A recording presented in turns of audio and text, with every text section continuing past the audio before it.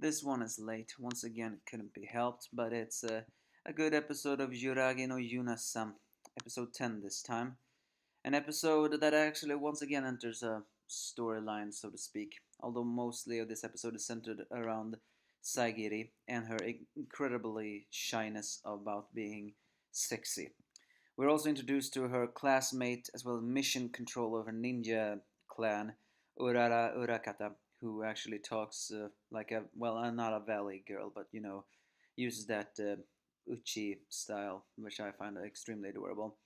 Yeah, I mean, Saigiri is also very adorable in this episode, as it turns out the school is going to make a trip to, well, uh, an ocean, no, a beach. But Saigiri is a bit shy about picking out a swimsuit because, well, she is incredibly well endowed, but she's also pretty shy around her body. It doesn't help the fact that she also attended an all girls school, so she's a little bit, well, socially awkward around boys.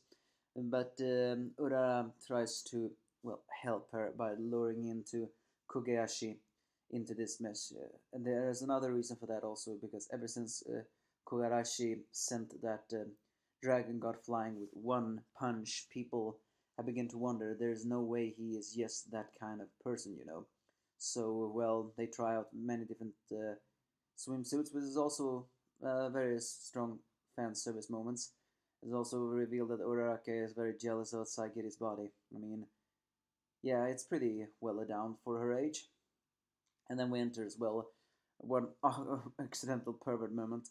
The rest of it is in the beach. Yuna also follows along, and one of the human friends have also gotten a friend that has now become friends with Yuna by noticing the floating paper.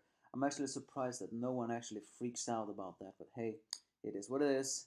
So we see so many nice no, not fetish, fan service moments, such as girls in swimsuits, and Saigiri being extremely awkward with her swimsuit, especially when the boys at first look at her, but then later on they switch to look at Shisaki when she enters with her flower dressing.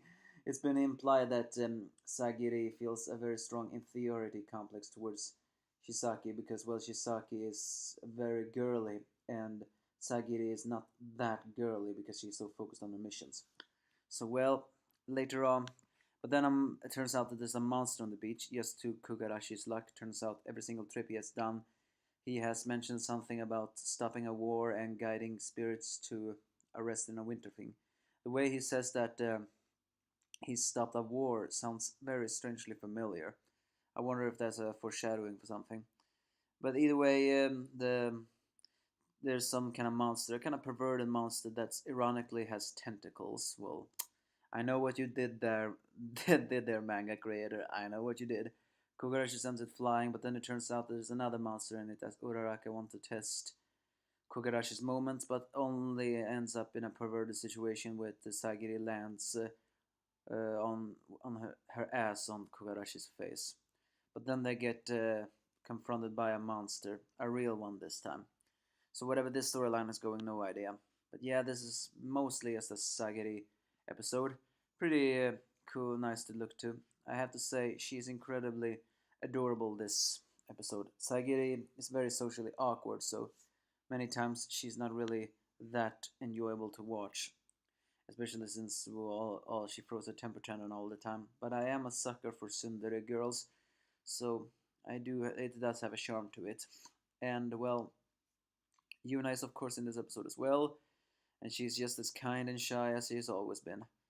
I like this episode, maybe 7.8 of it all. Those swimsuit moments, pure golden. And Urara, yeah, she's a nice addition to the cast, although she's not a main cast. But I have to say, I really like that she talks, what is that, a Kansai dialect or something?